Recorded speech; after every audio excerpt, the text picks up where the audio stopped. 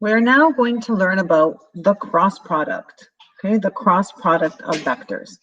So if you have two non-zero, non-collinear vectors, A and B, there is an infinite number of vectors that is perpendicular to each of the two vectors. So you have two vectors, A and B. They're both non-zero, so that means they have to have a magnitude greater than 0. Okay, they are non-collinear. What does that mean? If I say non-collinear, what am I saying? Not parallel. Excellent. They are not parallel. Okay, so you have an angle between them. Okay. What else did I want to say? There's an infinite number. So you take the cross product between these two vectors. You have these two vectors. You take the cross product, and what it's going to give you is a vector that is perpendicular to both vectors. So the reason that there's an infinite number of vectors is because it's going to give me one vector, yes, and then I can take any scalar multiple of that vector in either direction, and that will also be perpendicular. And so there is an infinite number of vectors that is perpendicular to both those vectors. Does that make sense? So I take the cross product, and it gives me a vector that is perpendicular. Well, then I can take that vector and I can multiply it by 2. I can multiply it by 1,000,000. I can multiply it in the opposite direction. So I can now say take -7 and find the opposite direction. And all of these vectors will also be perpendicular to A and B. So I am noticing again that my file is messed up. That's the result of your cross product, A cross B. Okay, so do you guys remember how when I wanted to find a vector that was perpendicular to both, I did it with the dot product? You guys remember that? Well, this is a much easier way to find a vector that is perpendicular to two other vectors that are non-parallel, okay, or non-collinear. Okay, so again, when we calculate their cross product, what we are trying to find is a particular vector that is perpendicular to each of the two given vectors and whose magnitude is equal to the area of the parallelogram defined by vectors A and B. So this is another component of it. So do you guys see how I can form a parallelogram with these two vectors? If I displace B and I displace A, I now have a parallelogram. The area of this parallelogram is the magnitude of the cross product. Okay? So I'll say that again. So I take the cross product. What the cross product gives me is a vector that is perpendicular to A and B. Now I take the magnitude of that cross product result. Okay, so I take the magnitude of it, and it's going to tell me what the area is of the parallelogram formed by those two vectors. Is that clear? Okay, good. Note that there would be two vectors perpendicular to vectors A and B with the same magnitude, but in opposite directions. What does that mean? What am I trying to say there? Oh, come on, I know somebody knows. That there are two, you got it, exactly. So there's not going to be just one unique solution. There's going to be the positive, but then there's also going to be the one in the opposite direction. So why? Well, in the opposite direction, if I go ahead and find the magnitude, it's still going to be the same, isn't it? It's just in an opposite direction. Well, when we're finding magnitude, we don't care about the direction, right? We care about the size. Good. Excellent. All right, so how do we find the cross product? So we have a vector, and notice I'm using components. I've got A1, A2, A3, B1, B2, B3. And I want to find a vector perpendicular to both A and B. So what do? Well, first of all, I don't use the letter G.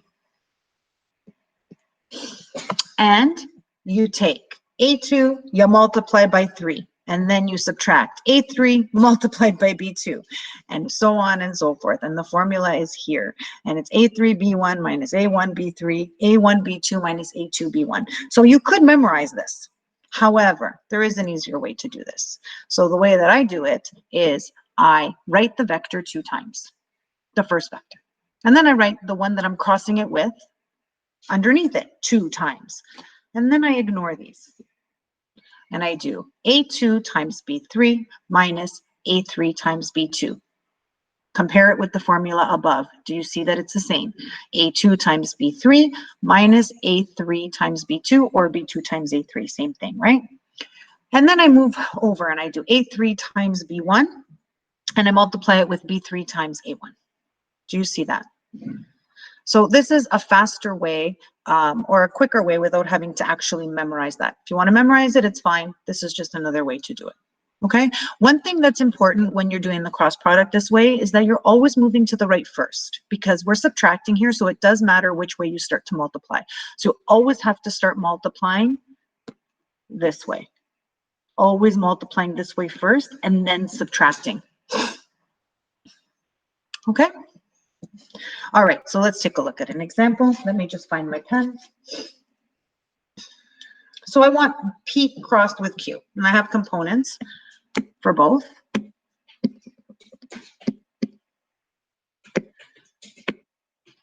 Okay. So what am I going to do? I'm going to take P, I'm going to write the components 2 times.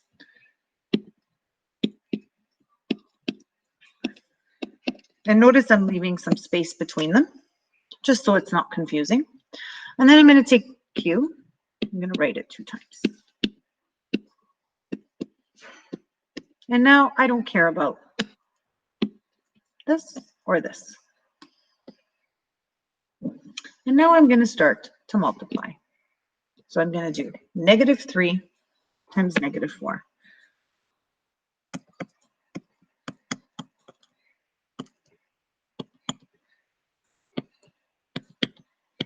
So -12 minus -20. Be careful with your negatives. This is where most students lose their marks, okay? Be very careful. And then I'm going to have 8 minus 4. Easy, everything's positive. And then I'm going to have -5 minus -6, so +6. And then you clean this up. And there's a vector that is now perpendicular to both P and Q. And if I were to find the magnitude of this, what would it give me?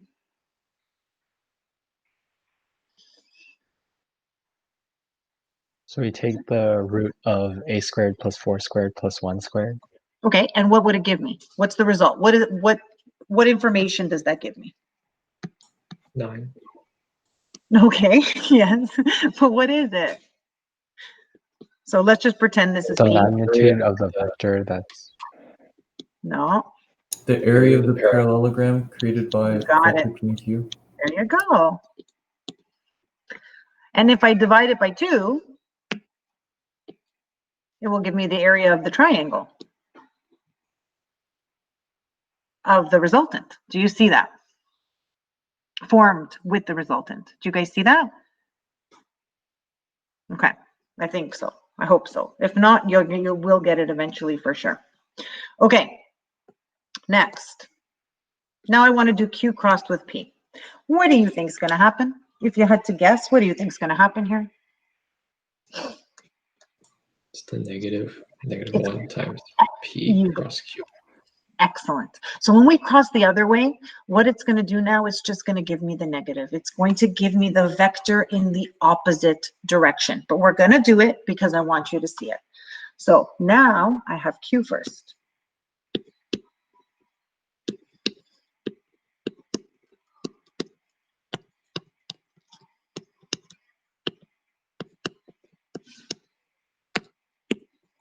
Cross those out. Multiply this way first. Maybe I'll just do my arrows this way so that it's not confusing. All right, so I want the result. Why am I red? And so I'm going to have -20 plus 12. And I'm going to have 4 minus 8.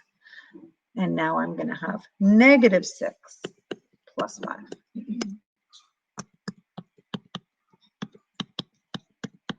Ta-da! And we've got the exact same vector, but in opposite directions. Cool? And so if I were to take the magnitude of this, it is also going to give me the area of the parallelogram formed by these two vectors. Okay? Good. Okay, properties of the cross product. So, is it commutative? No, it's not, because they're not equal. We call this anti-commutative because you're getting the negative. So P crossed with Q is equal to negative Q crossed with P. So not commutative, anti-commutative. Oh boy.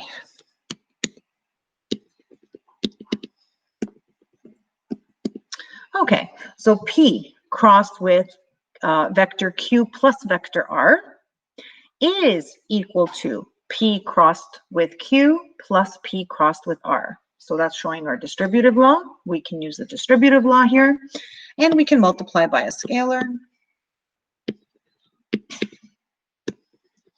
And so what I'm trying to show here is you can multiply K and P together first, and then do the cross product with Q. You can multiply Q and K first and do the cross product, or you can do the cross product and then multiply by K, and it doesn't matter. Okay? So, magnitude of the cross product. Theta is the angle between A and B. And so, what I'm showing you here is geometrically how to solve it, because we know how to do it. We're using components, right? It's just, as you know, the sum of the squares of your components. So geometrically, it's equal to the magnitude of A times the magnitude of B times sine of theta. Are there any questions? Okay, good.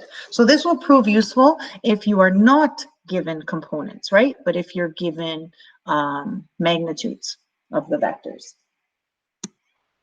Okay, so here's an example of that. So now I am not given components, and so I use this formula. Does this formula look familiar at all? Kind It's of? like dot product. Good, except sine instead It's of a cos. sine instead. Yeah, beautiful. Okay, and now we're going to get, we know that sine of 30 is what? What sine of 30? Half. Over 2.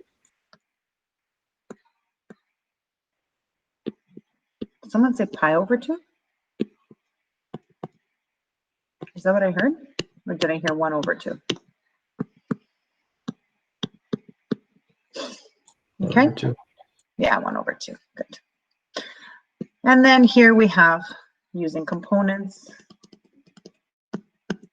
And we've already done an example like this. So we're going to do it again, but this time we're going to find the magnitude. So we're going to start by finding the cross product. I'm doing m cross n, so that means my first vector is going to be 1, 5, negative 2, 1, 5, negative 2. My second vector will be negative 4, 0, 1, negative 4, 0, 1, and I'm going to cross out this and this. I don't need it. And we always multiply to the right first. All right. Who wants to do it for me? M cross n. In steps, please. Don't just give me the answer. So in steps, what would this be? Nobody? Come on. 5 minus 0. Yep. And then 8 minus 1. Yep. And then 0 plus 20. Beautiful. Thank you, Nicholas. That wasn't so hard, right? Thank you. Participation is appreciated. Okay, so that is now a vector that is perpendicular to both m and n. And now we want to take the magnitude.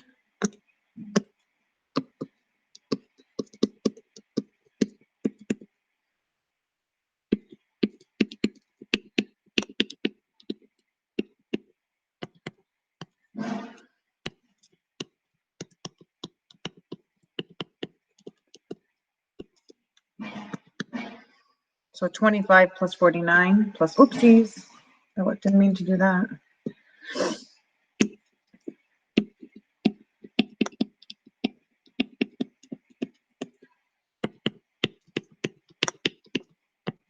What does this represent? Area of the The area. parallelogram.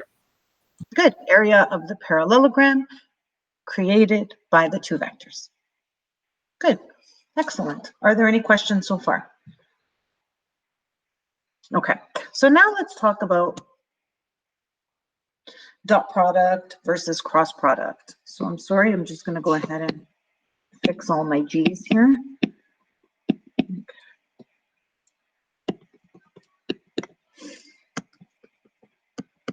Okay, I think I got everything. Okay, so when I cross A and B, do I get a vector or do I get a scalar? What's the result when I cross two vectors? Am I getting a vector or a scalar? Good, I'm getting a vector. But now I'm taking the magnitude of that vector.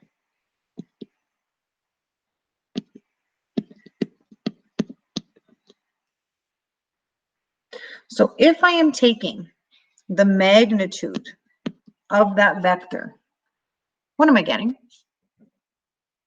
Scalar. Yep, this now becomes a scalar. And then I'm multiplying a scalar by a vector. And notice I'm using brackets because I want to avoid using the same symbol as the cross product. And I don't want to use a dot because I don't want the dot product. So this is my multiplication. So if I'm multiplying a scalar by a vector, what will the result be?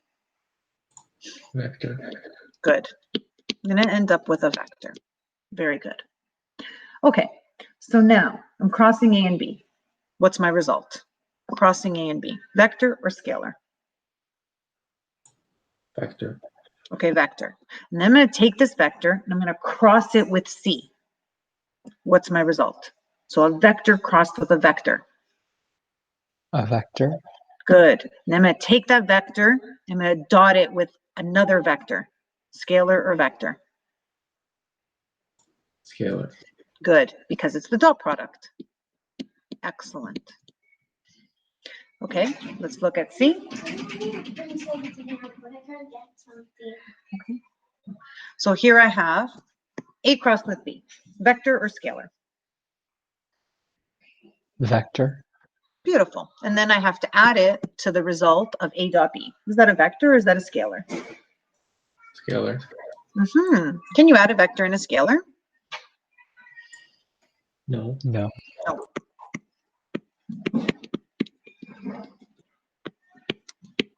So this is meaningless, excuse me.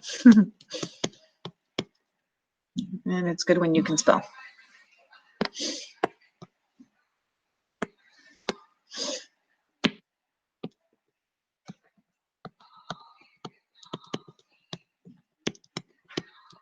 Okay. Over here. Let's start in here. I'm crossing two vectors. What do I get? Vector. Good. And then I'm going to do a vector dotted with a vector. What do I get? Scalar. Good. And then I want to dot a scalar with a vector. Can I dot a scalar with a vector? No. No.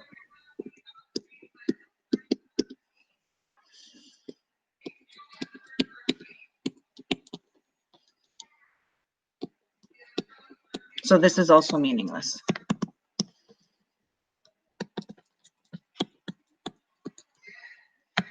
Cool? Miss. Yeah. When did we learn the properties of multiplying scalars and vectors? Oh gosh, you mean multiplying by a scalar multiple? Yeah. When we did the, I don't know, I don't remember. Was it chapter 6? I think it was chapter 6, right when we did introduction of vectors. Yeah, I'm pretty sure. If you want to know the exact section, you got to give me a sec to find it. I don't know the exact section, but I can check. Okay.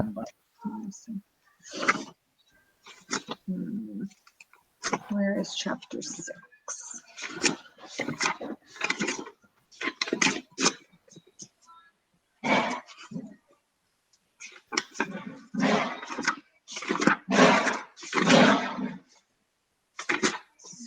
Oh, here it is, properties of scalar multiplication. And this was in 6364. Okay, thank you. Okay, no problem. Okay, guys, and this is your homework. Are there any questions? You guys doing well? I posted, I don't know if you guys noticed, I posted a lot of solutions for chapter 7. I went through all the files that I have and I tried to gather as many as I could, and they're all posted. Okay, good. So then you guys have work period till 3 o'clock. I am here if you have questions. I will be up and down. I'm not going to tell you every single time I leave the computer, but if you call out to me and I don't answer within like a minute, then just leave it in the chat and I'll be back. Okay, just because I'm checking on my kids who are also online, and I've got a little one in grade 1, so he needs a little bit of support. So yeah, that's it.